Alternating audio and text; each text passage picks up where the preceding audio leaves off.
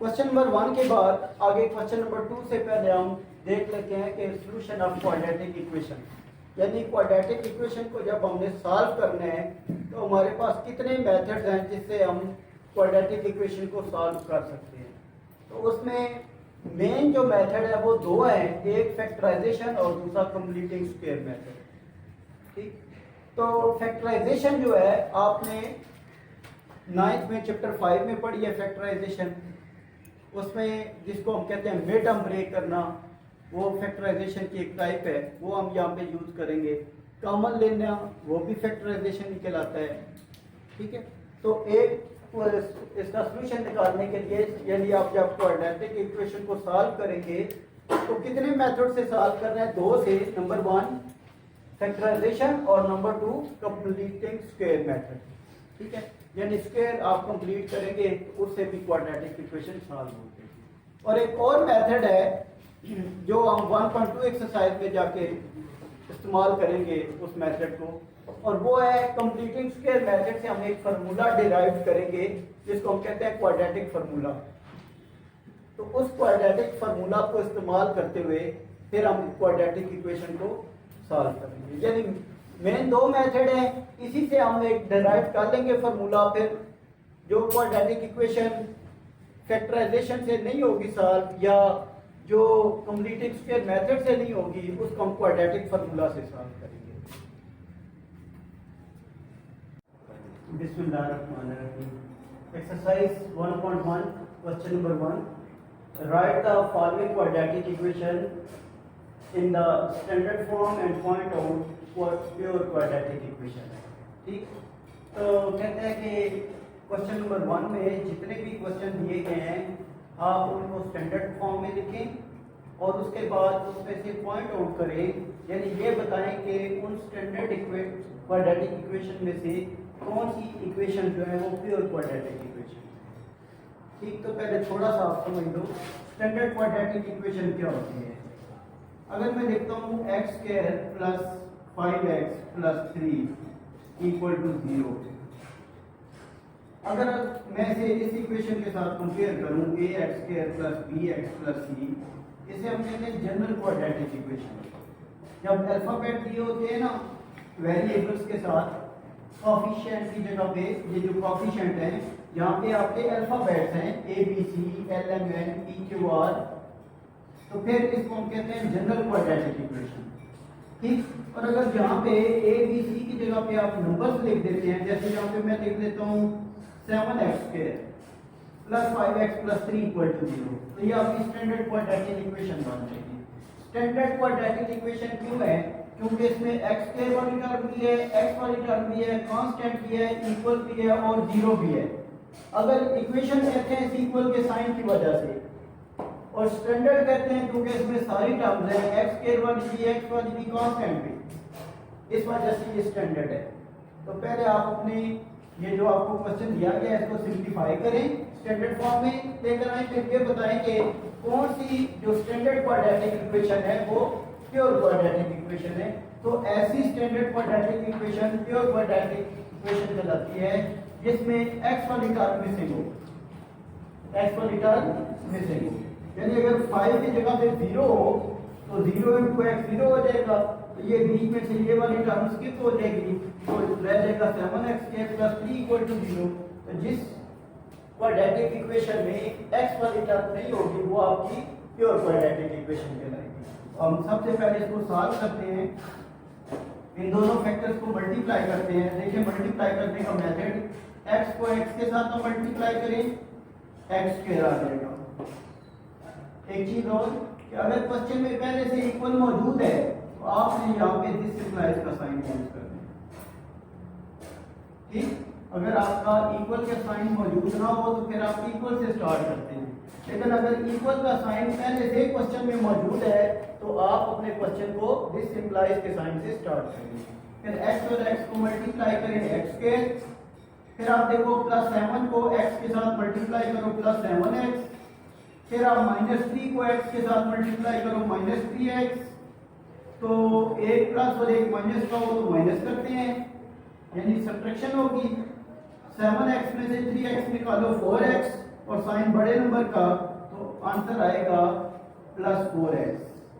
फिर प्लस और minus multiply होके -7 को 3 के साथ 21 equal to -7। This implies x square plus 4x minus 21, ये -7 इधर आके +7 equal to 0। x square plus 4x minus 14 equal to 0। तो आप देखो इसमें सारी टर्म्स मौजूद हैं, x स्क्वायर वाली भी, x वाली भी, कांस्टेंट भी, इक्वल और 0 भी। तो ये कौन सी इक्वेशन होगी फिर? Standard quadratic equation. ये आपकी है स्टैंडर्ड क्वाड्रेटिक इक्वेशन।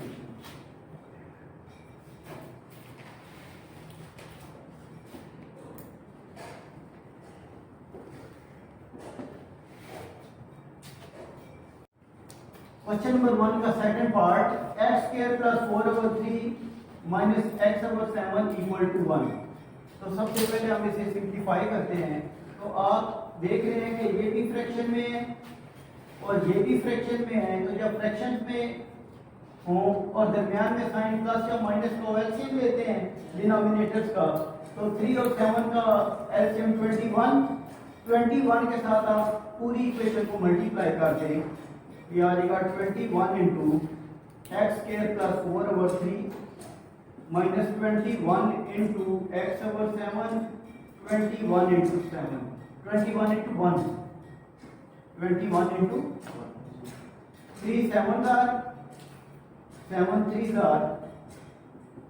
अब आप 7 से मल्टीप्लाई करें x स्क्वायर और 4 को, तो यह आ जाएगा 7x स्क्वायर प्लस 28। 7 से दोनों को मल्टीप्लाई कर रहे हैं, फिर आपके पास आ जाएगा -3x equal to 21। 7x square minus 3x plus 28 minus 21 equal to 0। 7x square minus 3x plus 7 equal to 0। इसमें भी आप देखें कि x स्क्वायर, x कांस्टेंट तीनों टर्म्स मौजूद हैं। तो ये क्वाड्रेटिक इक्वेशन भी स्टैंडर्ड क्वाड्रेटिक इक्वेशन है, स्टैंडर्ड क्वाड्रेटिक इक्वेशन।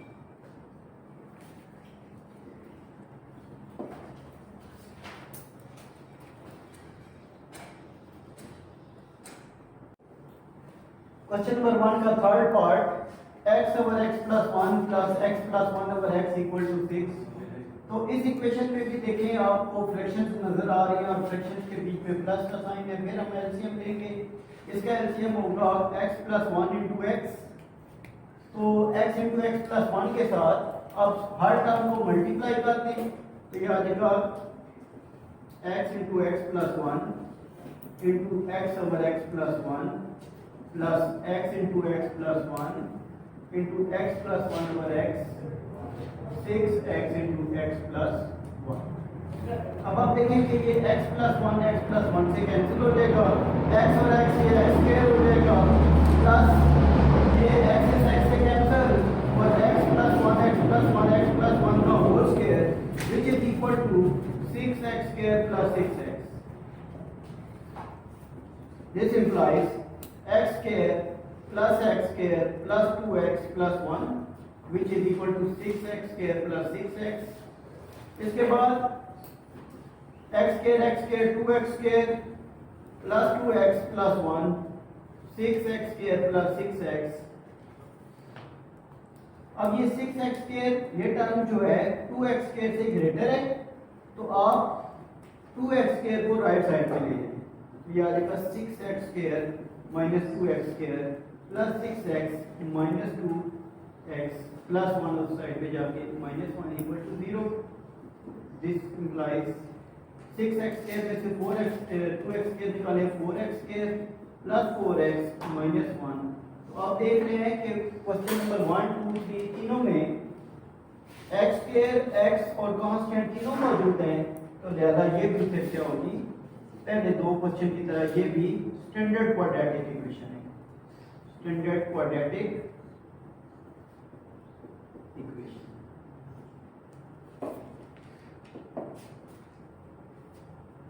नंबर 1 का fourth part, plus 4 over x minus 2 minus x minus 2 over x plus 4 equal to 0। तो ये भी फ्रैक्शन है x plus 4 over x minus 2 minus x minus 2 over x plus 4। तो इसमें आपका इसके नीचे आप बेशक 1 लिख लें।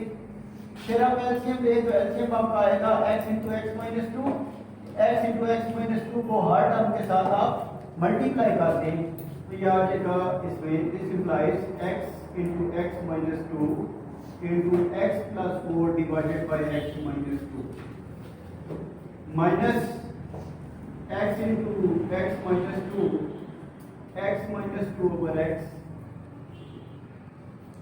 plus 4 x into x minus 2 0 into x minus 2।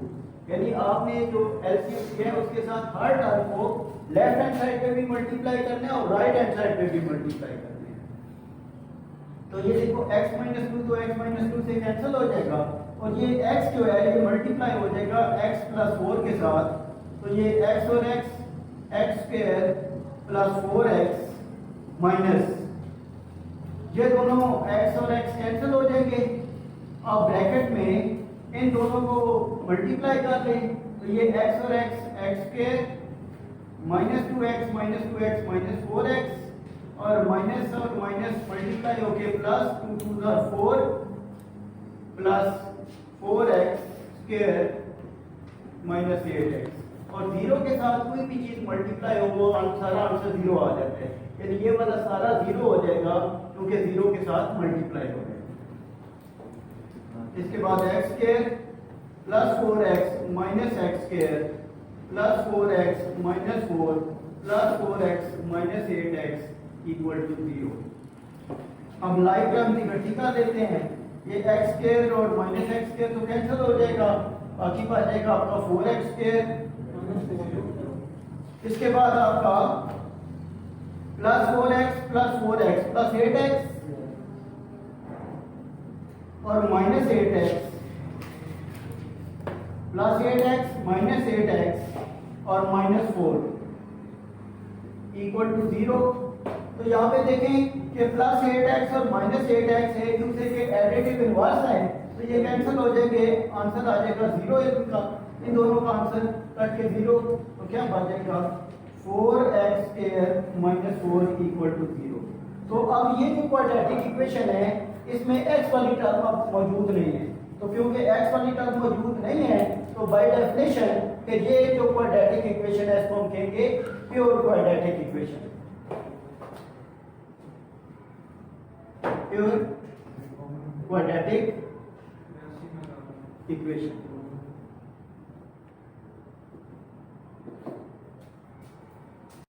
Question number 1 का fifth part x plus 3 over x plus 4 minus x minus 5 over x equal to 1। तो इसमें सबसे पहले आप जो डिनोमिनेटर्स हैं x और x प्लस 4 इनको आप मल्टीप्लाई करेंगे। इनको जब आप मल्टीप्लाई करोगे तो x इंटू एक्स प्लस 4 आ जाएगा और ये आपका एलसीएम है, इसके साथ हर टर्म को मल्टीप्लाई कर x into x plus 4 into x plus 3 divided by x plus 4 minus x into x plus 4 into x minus 5 over x equal to x into x plus 4 1 के साथ ये मल्टीप्लाई हो जाएगा। अब देखिए ये x plus 4 cancel, x multiply होगा x plus 3 के साथ, x मल्टीप्लाई होगा x प्लस 3 के साथ तो ये आ जाएगा x square plus 3x minus ये x इस x के साथ कैंसिल। अब आप मल्टीप्लाई करने से पहले देखो माइनस का साइन है तो ब्रैकेट लगाएंगे, फिर x प्लस 4x माइनस 5 को मल्टीप्लाई करें तो ये आ जाएगा x square plus 4x minus 5x minus x minus 20 which is equal to ये 1 3 के साथ मल्टीप्लाई होगा तो ये आंसर आ जाएगा x इंटू एक्स प्लस 4 फिर x को x प्लस 4 के साथ मल्टीप्लाई करके x स्क्वायर प्लस 4x आ जाएगा आपके पास x square plus 3x minus x square plus x plus 20 which is equal to x square plus 4x। अब देखिए x स्क्वायर के साथ कैंसिल हो गया, ये प्लस 3x प्लस x ये आ जाएगा आपका 4x plus 20 equal to x square plus 4x।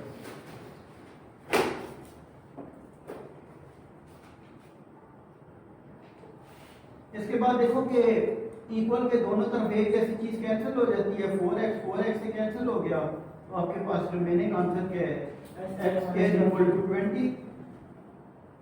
अब इसमें भी x वाली टर्म नहीं है, बेशक आप इसे ऐसे भी लिख सकते हो x square minus 20 equal to 0, तो क्योंकि इसमें x वाली टर्म नहीं है तो लिहाजा ये भी प्योर क्वाड्रेटिक इक्वेशन है। इसको एक दफा फिर से समझ लें, x plus 3 over x plus 4 minus x minus 5 over x equal to 1, x into x plus 4 के साथ सबको मल्टीप्लाई करोगे, x प्लस 4 कैंसिल हो जाएगा, x के प्लस 3x बच जाएगा माइनस है, तो फिर हम इन दोनों को मल्टीप्लाई पहले करते हैं, तो ये आ जाएगा x square minus x minus 20 equal to x into x plus 4 x square plus 4x। फिर इसके बाद ब्रैकेट हटा दें, अंदर साइन चेंज हो जाएंगे, साइन चेंज हो जाएंगे तो x square minus x square से कैंसिल हो गया, 3x और 1x 4x plus 20 equal to x square plus 4x। Equal के दोनों तरफ एक जैसी चीज कैंसिल हो जाती है बाय कैंसिलेशन प्रॉपर्टी, ठीक है। तो क्योंकि ये दोनों ऐड हो रहे थे, खत्म हो गए ये, तो ये आ जाएगा x स्क्वायर इक्वल टू 20, तो x स्क्वायर 20 अगर इधर ले आए तो इसमें x वाला टर्म तो नहीं है, लिहाजा ये कि आपकी कौन सी इक्वेशन होगी, pure quadratic equation, pure quadratic equation.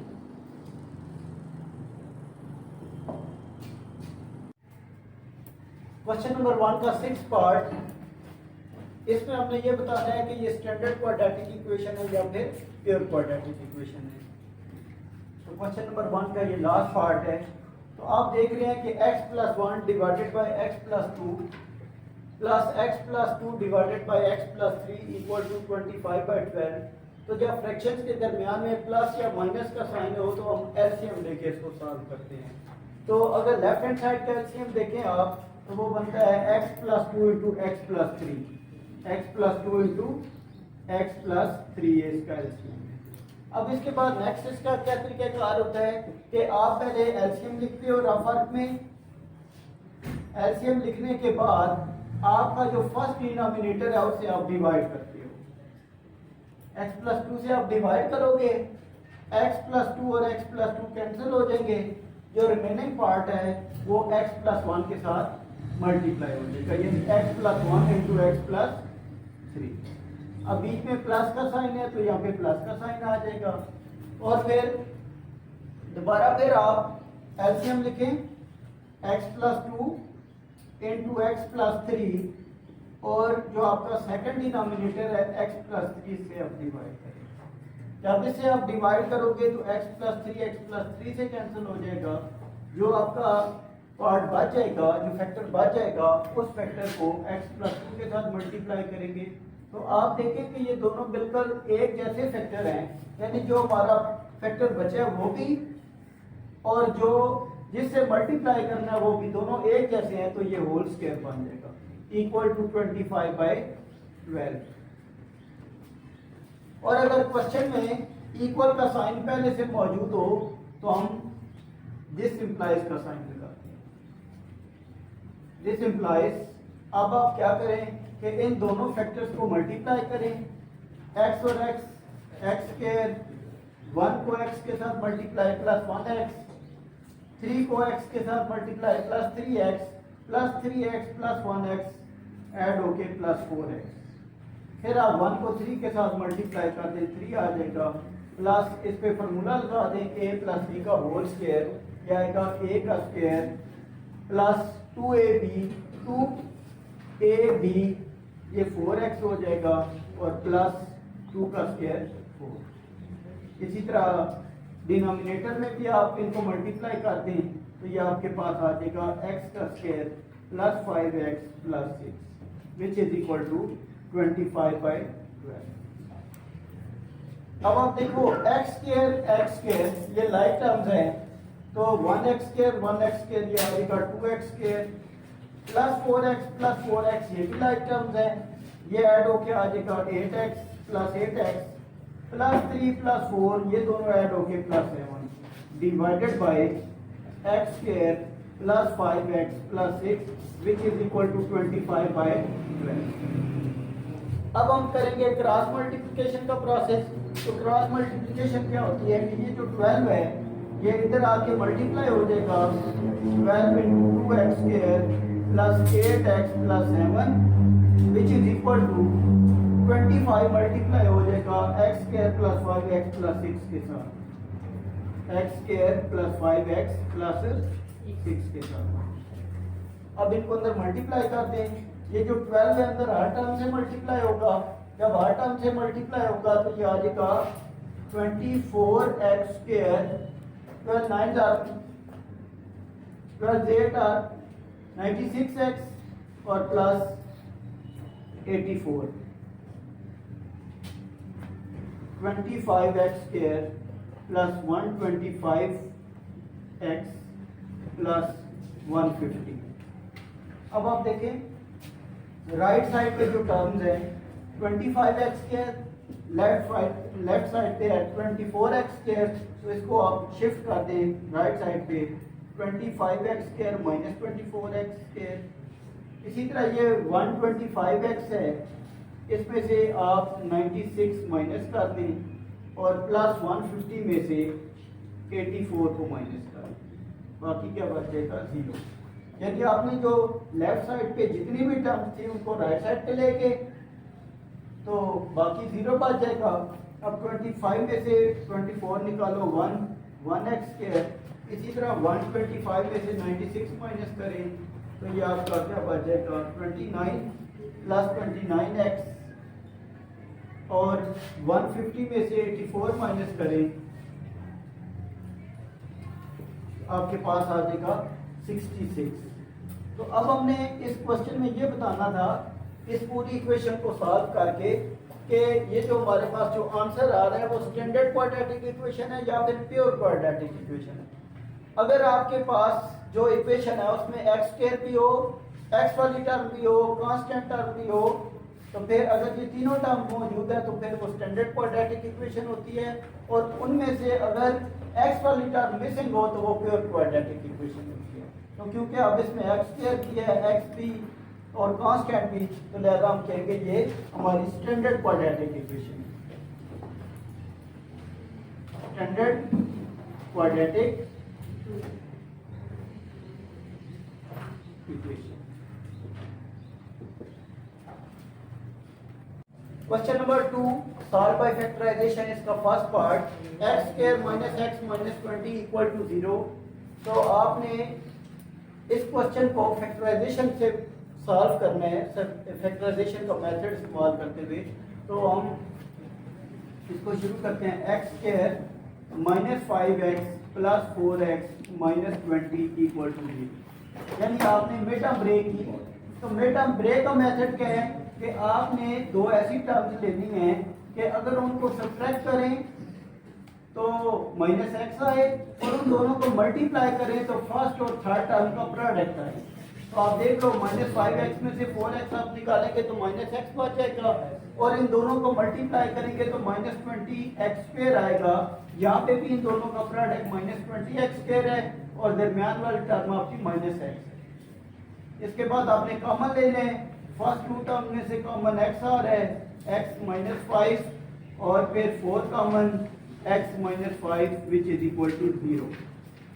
आप देख रहे हैं कि दोनों ब्रैकेट्स एक जैसी हैं। जब ब्रैकेट्स एक जैसी होंगी तो हम कॉमन ले लेंगे ब्रैकेट और बाकी हमारे पास बच गया x प्लस 4 इक्वल टू 0।